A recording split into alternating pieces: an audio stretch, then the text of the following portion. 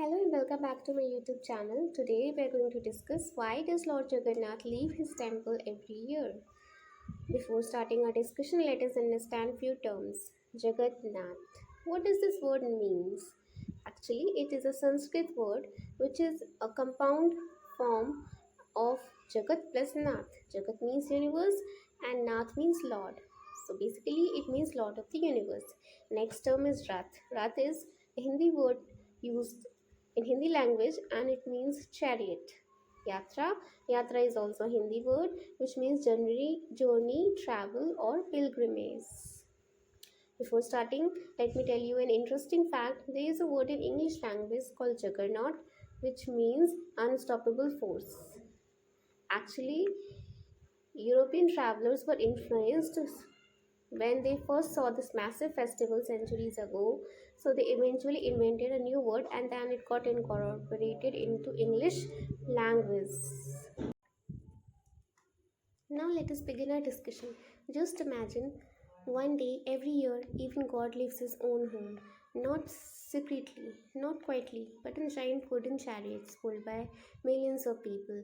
For centuries, people have traveled from every corner of India just to witness this incredible journey. But why does Lord Jagannath leave the temple?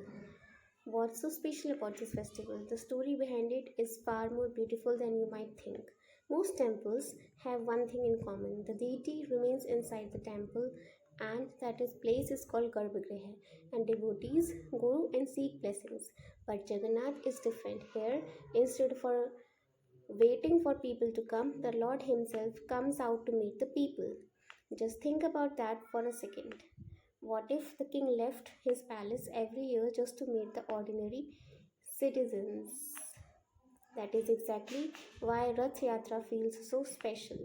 Every year, Lord Jagannath, along with his brother Balabhadra and sister Subhadra, begins a journey from the famous Jagannath temple to Gundicha temple, which is the home of Lord Jagannath's maternal aunt.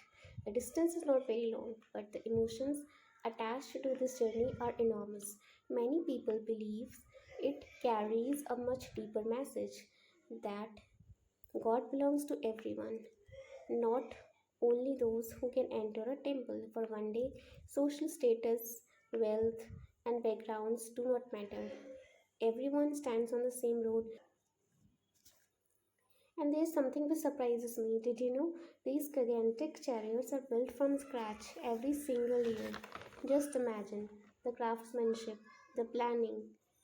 Hundreds of artisans work for weeks following traditions that have been passed down through generations. And once the festival ends, the same chariots are never used again.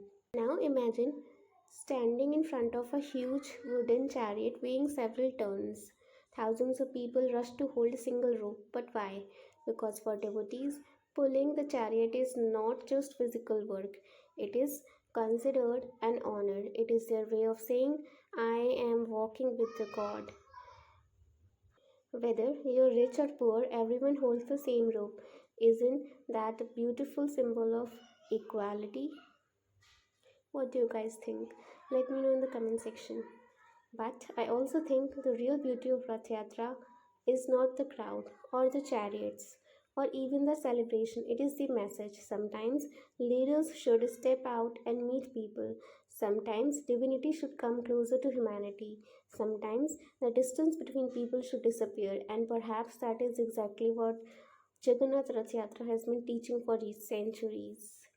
So, the next time you see millions of people pulling those enormous chariots, remember they are not just celebrating a festival, they're celebrating the idea that no one is too far away from God. What do you think is the most beautiful tradition of Rath Yatra? Let me know again in the comments section. Thank you, viewers, because one day I'm gonna fly away.